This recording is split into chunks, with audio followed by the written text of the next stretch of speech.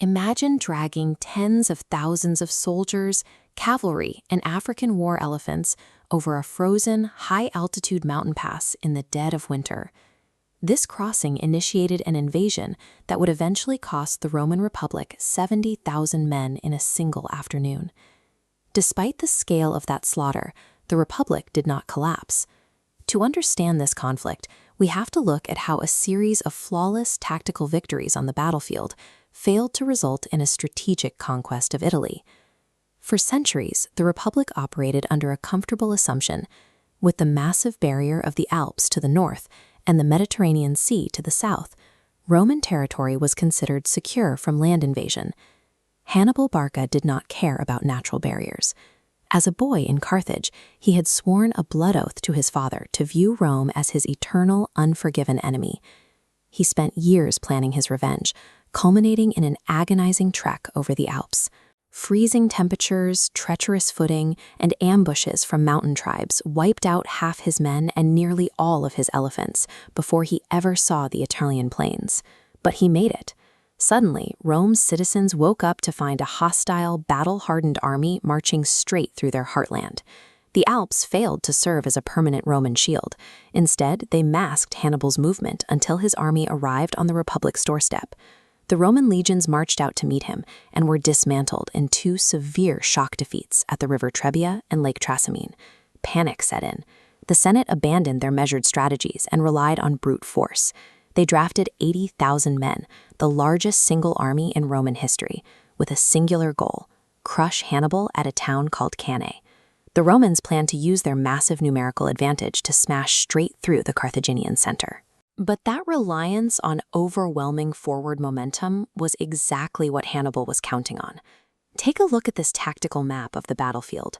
Hannibal arranged his troops in a highly unusual shape. He placed his weakest infantry in a crescent formation, deliberately pushed forward toward the Roman lines.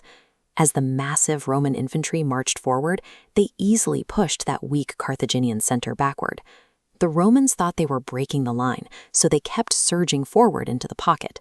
Then the trap sprang.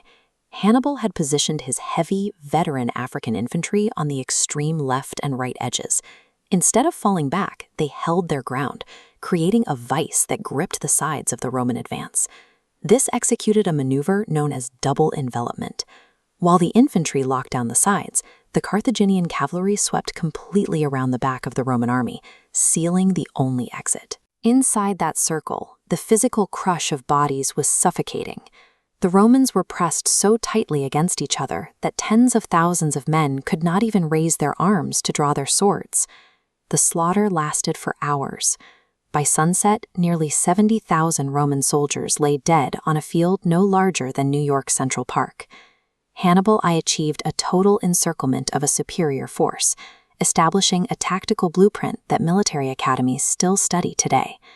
The Roman army was gone. The road to the capital was completely unguarded. Yet, with victory in his grasp, Hannibal stopped. He never marched on the city of Rome. Historians have debated this hesitation for 2 millennia. One practical theory is that Hannibal simply lacked the heavy siege engines and long-term supply chains required to crack Rome's massive defensive walls. Another view focuses on his politics. Hannibal's stated goal wasn't necessarily to burn Rome to the ground, but to humiliate the Republic until its Italian allies broke their treaties and defected to his side. And we cannot ignore the physical reality. Even in victory, the Carthaginian army was bleeding, exhausted, and severely depleted from years of continuous campaigning. Tactical success on the field cannot overcome a lack of long-term strategic resources like food, fresh manpower, and siege weapons. That hesitation was all the Republic needed. By not striking the killing blow, Hannibal gave the Roman Senate the time to draft new legions and completely overhaul their strategy. Rome stopped meeting Hannibal in open combat. Instead, they weaponized their superior logistics, targeting Carthaginian supply lines and sailing their own armies straight toward Hannibal's home territory. By breaking Rome tactically on the field, but leaving the Republic alive politically, Hannibal ensured the destruction of his own homeland.